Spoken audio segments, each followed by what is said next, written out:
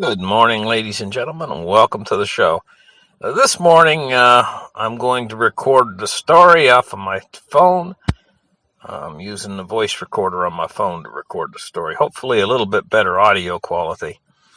Anyway, so getting back to our story, we were living in Tallahassee, Florida, the capital of the state. And my parents had a nice house there that they had purchased.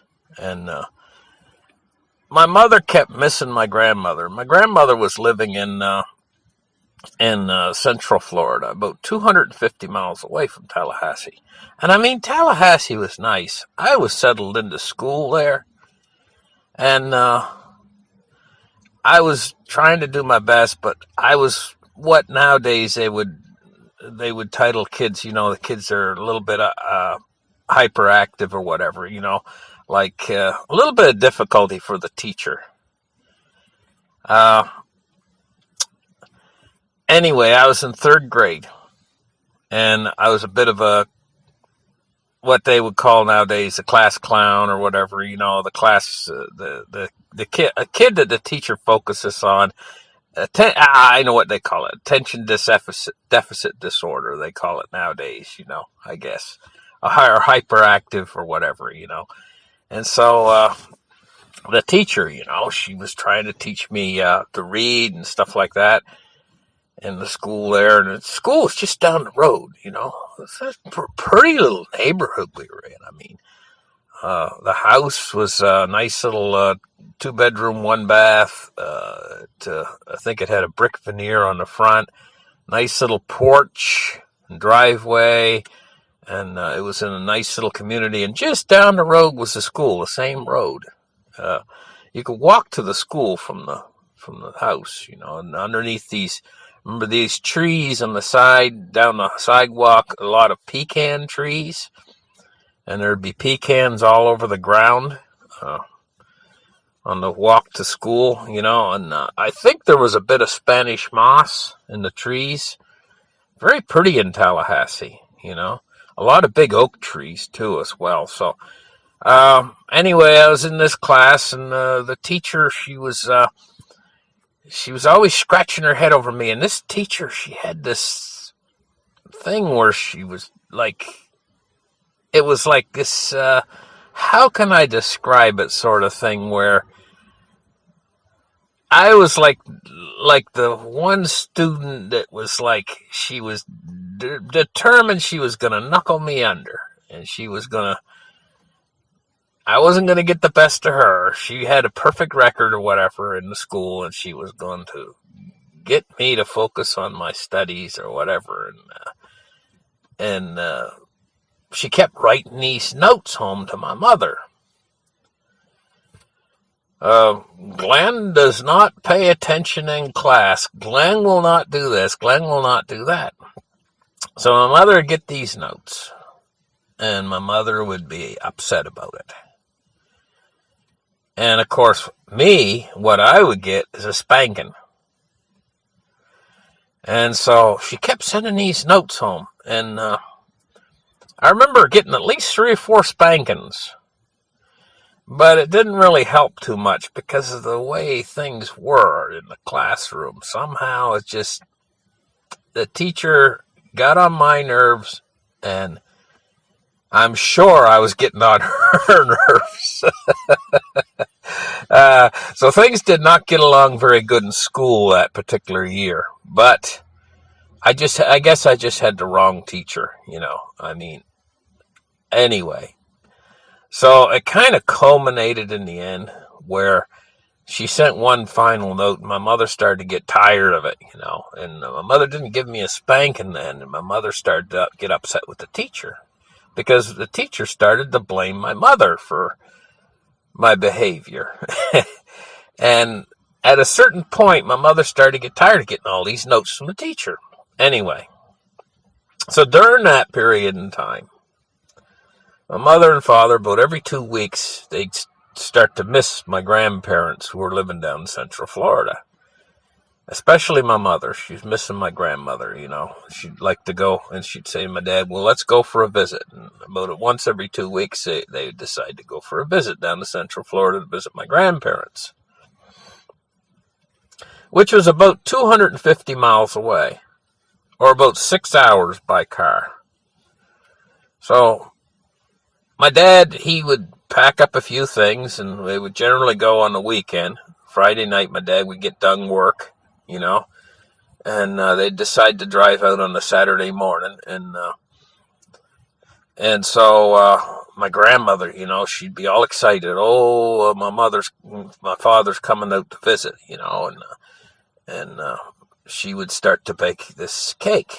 And the special kind of cake she'd always bake would be a what she called an apple pan dowdy.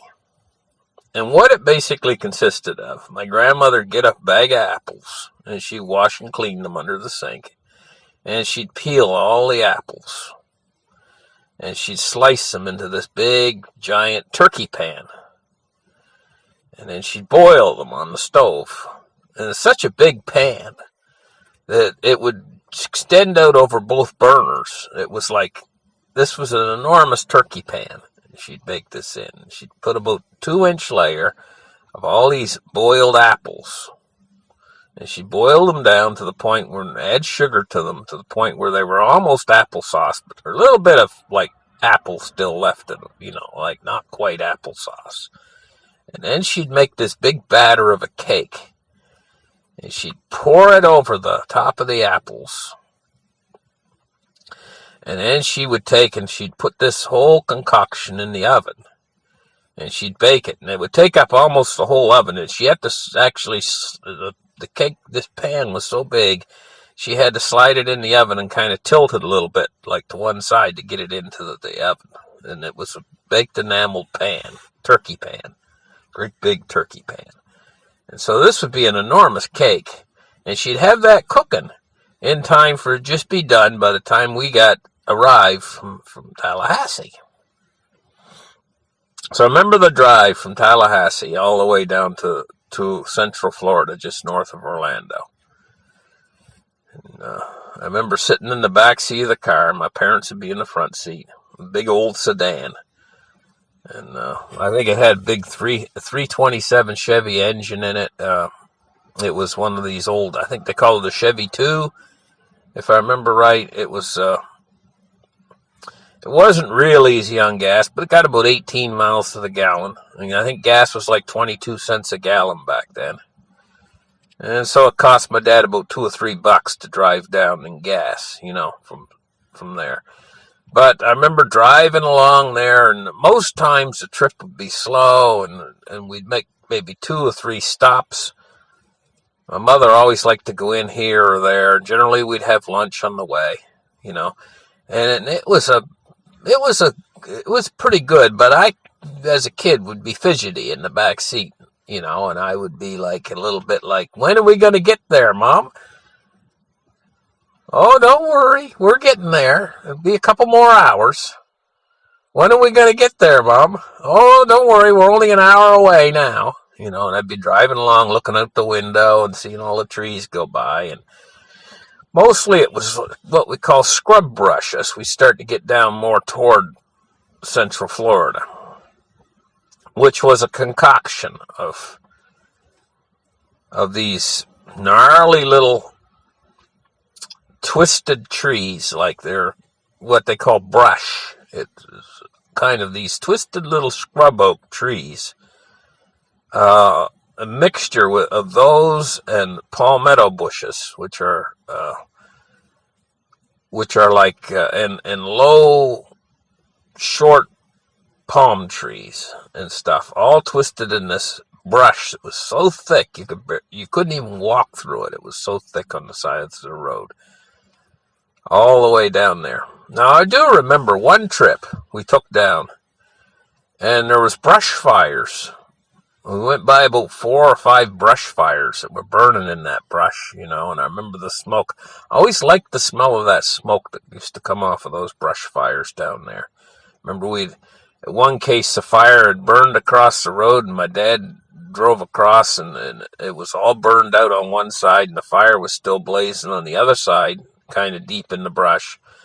The police stopped him that time and made him wait a little bit before they'd let them through after the fire crossed the road. But there's fire trucks there, and they were fighting the fire, and I think the Ocala National Forest was there fighting the fire as well, and they had bulldozers and stuff, and they were cutting a trench through the woods and bringing in fire trucks, and there was firefighters fighting the different fires, Central Florida. And these fires would put up these huge plumes of smoke in the air. And there, of course, there'd be white smoke all around the ground. You'd drive through it for maybe a minute or two, and then you'd come out the other side of it, and it'd be kind of smoky inside the car for a minute or two. And then you'd come out the other side of it, and then you'd be heading toward another one up ahead in the distance. You could see it, It was a dry season in Florida when they used to get these fires. So anyway, we would drive down. It'd take about 4 or 5 hours, and we'd land there, and everybody would be happy. Especially my dad. He'd want a piece of that cake, But I'm going to tell you something about my dad. There's no rhyme or reason to it. But he used to go on these kicks. I call it a kick, where he's going to give up sugar. Oh, I'm swearing off sugar. Never eating sugar again. And it would last about 3 or 4 days. But I can't tell you how many times in his life he went off an off-sugar kick. And when he was on an off-sugar kick, he wouldn't touch anything sweet. He had pretty good willpower, too, But when he was on the sugar, when he was going to go ahead and have the sugar, oh my gosh, he could eat an awful lot of sweets. I'm telling you, nobody could pack the sweets away like Pop. I mean, if you put 2 pies in the fridge, and he was on the sugar, and he wanted sugar, he could eat most of those 2 pies in a day, and they'd be all gone, all by himself. He'd just keep going and getting another piece, and then he'd go sit down, watch TV or whatever, and have a glass of tea or whatever, or a cup of coffee or whatever, and have a piece. And then a few minutes later, he'd be sneaking back to the fridge for another piece, and he was a sugar fiend. I mean, he could go through the pies, and he'd say, well, is there any pie left?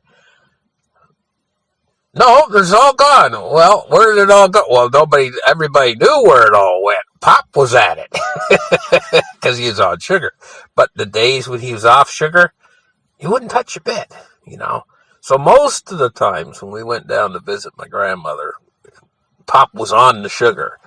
And that apple pan dowdy, it didn't stand a chance. And that's why my grandmother makes such a big apple pan dowdy so everybody could have some, because she knew Pop's tendency, She knew what he was like. She knew he was on the sugar, and most times he was on the sugar, but every once in a while he'd stop sugar. And I'm telling you, honest to gosh, during my life, it must have been at least 100 times he went off sugar. It only lasted a few days, but it was just funny anyway. So we'd drive down. My grandmother and grandfather were. My grandmother generally have an apple pan dowdy made, and she'd buy a box of ice cream, And it could be any flavor, Neapolitan or vanilla or whatever, but it used to always come in a box. And the ice cream back in those days was really good. It wasn't like the ice cream that they made later. It was all filled full of air, air and water or whatever. No, this ice cream back then was real ice cream, It used to come in these boxes. A square box, 2 liter. Well, I almost said 2 liter, but it was 2 quarts. It was a half a gallon of ice cream. It used to come in these square boxes. And I remember the price. I think it was around 45 cents or something for a box, And quite often she'd buy vanilla to go with the apple pan dowdy. So we knew when we arrived there'd be apple pan dowdy and a dinner cooked, We'd all have dinner. My grandfather, my grandmother, my father, my mother, and we'd all have dinner there. And then we'd have apple pan dowdy for dessert. And I loved to play around that property. They had a whole acre. Used to go all the way back down to the lake, and it was all mowed, you know. So one time we went to visit, and we were all staying there. And I get up in the morning, and my grandmother, she used to like to always do stuff with me. Like, she'd say, "Let's go fishing," she'd say. And I'd say, "Okay." And she had a fishing pole, and she was the one that taught me how to put a worm on the hook, you know. She'd pick up the wiggling worm, and she would slide him down on that hook, and she'd say, "This is how you do it." And she'd show me how to put a worm on a hook, and she'd always find the best fishing spot. She'd say, "This is where the fish hide down this little hole here." And me and her go fishing. So this morning she says, "Let's go hunting." She said, "We're going to go hunting down in the woods, And so she grabbed a stick and she said, "Follow me, let's go." And she was slowly walking down toward the lake, down the back of the property, this particular morning. It was kind of a cool morning. It was in the winter time down in Florida. And she was plodding along slowly, and I was like running circles around her. Had a lot of energy when I was a kid, I was always running and climbing and just full of energy, constantly into stuff, doing this and doing that. So she was walking slowly down toward the lake. All of a sudden, she yells at me, "Stop! Don't move!" And I just looked at her and I said, What? She said, "Look down." And I looked down, and there was this diamondback rattler. And I'm going to tell you guys, that thing must have been 8 feet long. It was a big diamondback rattler, and it was all coiled up in like this big heap that was the size of a cow patty, about a foot away from my foot. And I looked down and looked right at it. And its head was sitting on top of its body. And its head looked like it was big. It was the size of a man's fist, its head. And its tongue went out and in a couple times.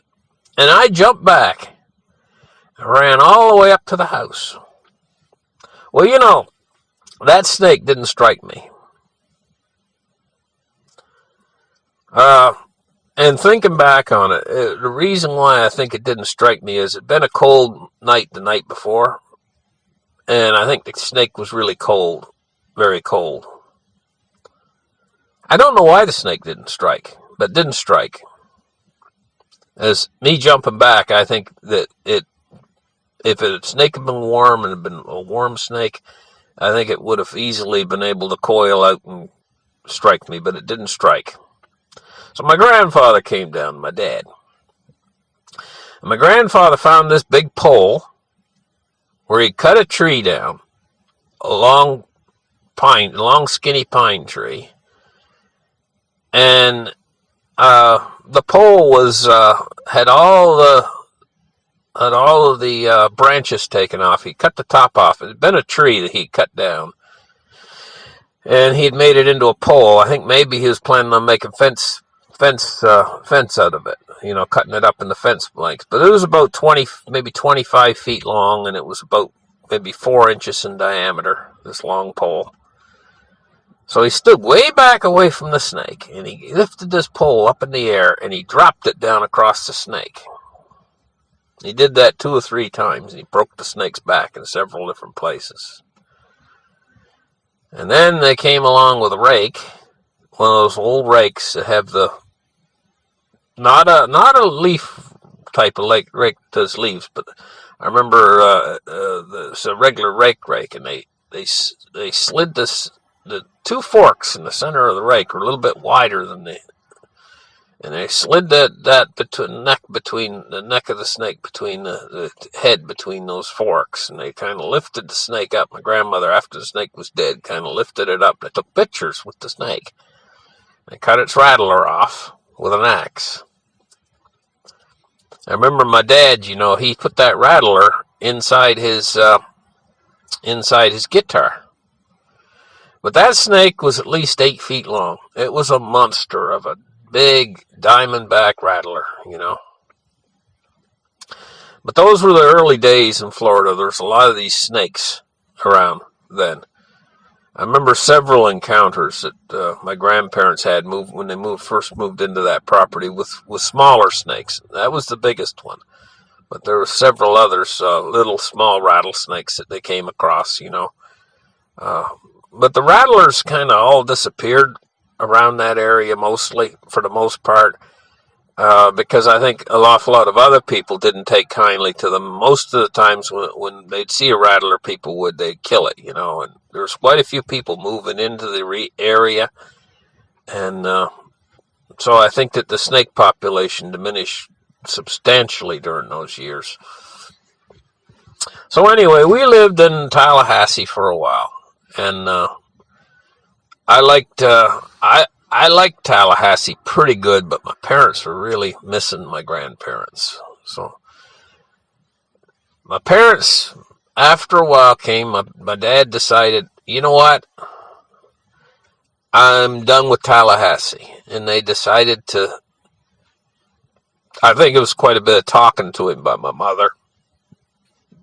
I think she talked to him a lot and said how she was missing her mother. She was missing her mother, and she wanted to move closer to her mother than Tallahassee. And I think after a while, my dad probably said, well, okay, we'll move back down to Central Florida. So that's what we did. We moved back down to Central Florida. And my dad and my grandfather come up with this idea that they were going to go into business together, building houses. So my grandfather, he bought this quarter-acre size lot on a nice little street in Ormond Beach, Florida. And him and my dad, they picked a house plan that they were going to build, the type of house they were going to build. I think it was a 3-bedroom, 2-bath, concrete block house with a carport that they were going to build in this piece of property. They're going to build it together, and they were going to sell it. They're going to go into the house building business. So I always remember, you know, we moved back down to Central Florida, and we were all living together at my grandfather's place. And my dad, he built these 2 boxes. He built them rather quickly. He built them over a period of a weekend. He built them both at the same time. And I'll call them clam boxes. And he put one on my roof of my grandfather's car, and he put one on the roof of his car. And basically what they were is a box built out of plywood that was about maybe 10 inches deep, about a little bit more than 4 feet wide, and about maybe just slightly over 6 feet long. And it had a top and a bottom, and it had hinges on the end. And he used canvas. He nailed the canvas on with roofing nails or staples. I can't remember which he used, or tacks or brads or something. He nailed the canvas on the inside. And when you opened it up, it opened on one end, and there's a little screen door to go inside it, and there's a mattress inside there, and it'd be all on the roof of the car. I mean, you could shut it shut down into a little 10-inch thick box. It was bolted to the roof of the car. And I don't really think he bolted it to the roof of the car, but he used these hook things that went in underneath there's like a rain gutter on the cars. On those older cars, there used to be like this lip that went around the edge to keep the water from going down into the doors. It was like and you could have this little hook thing that went on to hold down rooftop carriers. Or they used to make rooftop carriers, and I think he had scavenged those hook things off of the rooftop carriers and used it for this contraption that he built, which was basically like a sleeping box. So you could prop the front end of the sleeping box open. You'd have to climb up on the hood of the car. And those cars back in those days weren't like the cars today. You could walk across the hood without denting it.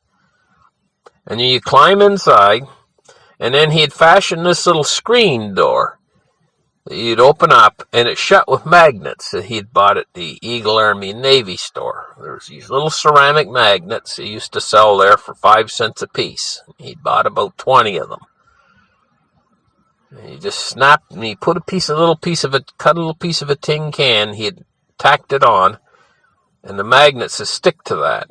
Tacked it on they're glued it on to the inside of the plywood. And it really worked quite nicely. You'd move the screen back, and then after you got inside, you'd snap the screen back in place with the magnets. And the magnets would hold the screen in place. So the bugs couldn't get into your sleeping arrangement. So he had one for my grandfather's roof of my grandfather's car, and he had one for the roof of his car. And you go over to Ormond Beach, and I always remember them over at Ormond Beach getting started on the house. My grandfather and my dad. There was this one big tree right in the center of the piece of property, right where they wanted to put the house. And they had driven stakes in on the 4 corners of the house and put strings in where they wanted the house to go.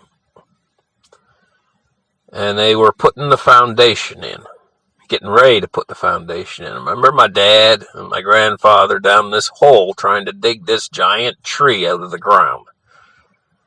This enormous big oak tree. And they cut the tree down already, and all it was there was a stump. And they were sitting in the hole digging this tree out of the ground, the 2 of them. My grandfather and my dad. And they were both able men. They were able to work hard in those days. But you know what? I'm going to tell you, it took them about a day and a half to get that stump out of the ground, both of them working at it. First they'd cut one tap root, and then there'd be another tap root, and they'd dig that up. And then my dad tied his car to it with a rope and was pulling on it, and cutting roots, and they were all sweaty, the 2 of them, my dad and my grandfather, and slowly they were getting the better of this tree, And later they were digging all these trenches after the tree was gone in the ground there in Ormond Beach. And my dad and my grandmother and my father and everybody, we were all sleeping in these, when we'd stay the night to watch the tools and stuff on the property and watch what was happening and stuff. One bunch, I think, of us would drive back to my grandmother's place and sleep there, and another bunch of us would stay there at the house in those boxes or whatever, in those sleeping boxes. And while they were putting the foundation in on this house, which is about maybe 20 miles away from my grandfather's place where he was living there. And so at nighttime they would spend the night there quite often, and they were digging these trenches on the house, and these to put the water pipes in, sewer pipes. So there was this old drunk guy, and they hired him. I don't know where they found him. He had been a plumber. To put them back there in those days, the sewer pipe was not made out of PVC. It was made I think it was made out of cast iron.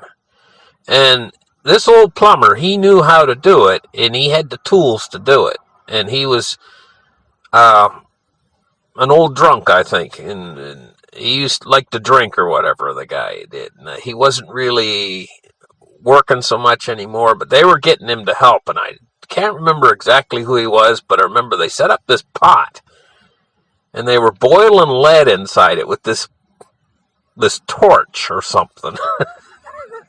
And they were stuffing this oakum stuff around the pipe fittings, and they were pouring this lead in and paddling lead in around down in this hole to put these sewer pipes in for this house, And they were running these cast iron pipes to the sewer, And and they were getting the foundation ready to put in. They were pouring in a footer and all this and bringing cement truck in, and everything else. And I remember I was sleeping in this clamshell box. I remember my mother tucking me in one night to sleep there at the property in Ormond Beach where they were building the house and they were just working on the foundation. And during that day, I'd been watching this movie on TV. It was a horror movie, but Dracula or something like that. And I remember that night, my mother coming and tucking me in. There's a lot of mosquitoes, and she said, I got to shut the screen. You be a good boy, and you go to sleep here. And the air was nice, and it was a nice, warm night, and I was inside this clamshell thing, part in the car, on the roof of the car, inside the clamshell thing that my dad had built. And it was comfortable in that bed, and everything. My mother left, and after my mother left, I kept thinking about that movie I'd watched during the day, the vampire Dracula or whatever, the movie Dracula. I remember that night, laying there in the dark, up there on the roof of that camper thing, and I remember taking the blanket, off the bed, and wrapping it around my neck about 3 times like a scarf. I had it so tight, wrapped up around when I fell asleep, I had that blanket wrapped up so tight around my neck. I wasn't going to let any vampires suck on me. I have to laugh because I think it's funny now thinking back on it. How I was frightened that some vampire was going to come along and suck on me after watching that movie. But you know how kids are. They're very impressionable. And that's a memory that kind of stuck with me from back then, back when I was, when they were building that house. But anyway, more on the story later. You guys have a great afternoon, and we'll catch you guys in the next episode. Bye-bye.